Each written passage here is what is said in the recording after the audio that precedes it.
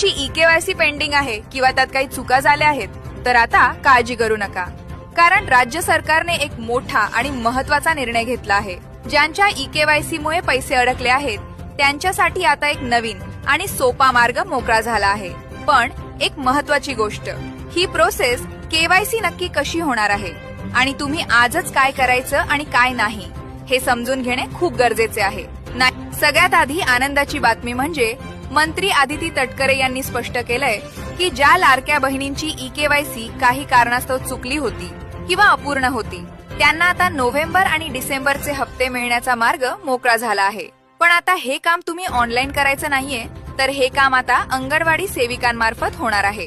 हो, तुम्ही बरोबर ऐकलत. जिल्हाधिकारी कार्यालयाकडून प्रत्येक गावातील किंवा भागातील त्रुटी असलेल्या महिलांच्या याद्या आता अंगणवाडी सेविकांकडे पाठवल्या जाणार आहेत. त्यांना स्थानिक पातळीवर तुमची ई-केवायसी करण्याचे अधिकार देण्यात आले आहेत. पण इथेच एक महत्त्वाची गोष्ट लक्षात ठेवा. हा व्हिडिओ पाहिल्यानंतर लगेचच आज किंवा उद्या अंगणवाडी सेविकांकडे धाव घेऊ नका, गर्दी करू नका, कारण या याद्या जिल्हाधिकारी कार्यालयातून खाली अंगणवाडी सेविकांपर्यंत पोहोचायला अजून साधारणतः 5 ते 6 दिवसांचा वेळ लागू शकतो. जोपर्यंत त्यांच्या हातात यादी येत नाही आणि त्यांना वरून सूचना येत नाही तोपर्यंत त्या तुमची कोणतीही मदत करू शकणार नाहीत. त्यामुळे थोडा संयम ठेवा. 5 ते 6 दिवस वाट पहा. आता पुढची प्रोसेस काय असेल? जेव्हा अंगणवाडी सेविकांकडे यादी येईल तेव्हा त्या स्वतः तुम्हाला कॉल करतील किंवा माहिती देतील. तुम्हाला पोर्टलवर जाऊन तक्रार करायची गरज नाही किंवा कोठेही आंदोलन करायची गरज नाही. जेव्हा तुम्हाला बोलावले जाईल तेव्हा तुम्हाला तुमची ओळख पटवण्यासाठी काही कागदपत्रे द्यावी लागतील. यात मुख्यत्वे 1. तुमचं आधार कार्ड, 2. तुमच्या पतीचं किंवा वडिलांचं आधार कार्ड, 3.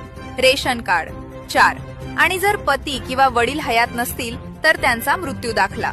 ही कागदपत्रे तयार ठेवा. अंगणवाडी सेविका या कागदपत्रांची पडताळणी करतील.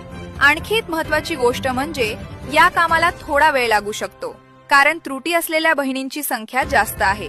त्यामुळे कदाचित जानेवारी महिना किंवा फेब्रुवारी महिना सुद्धा या प्रोसेसमध्ये जाऊ शकतो. सरकारने हा निर्णय यासाठी घेतला आहे की पोर्टलवर बहिणींकडून पुन्हा चुका होऊ नयेत.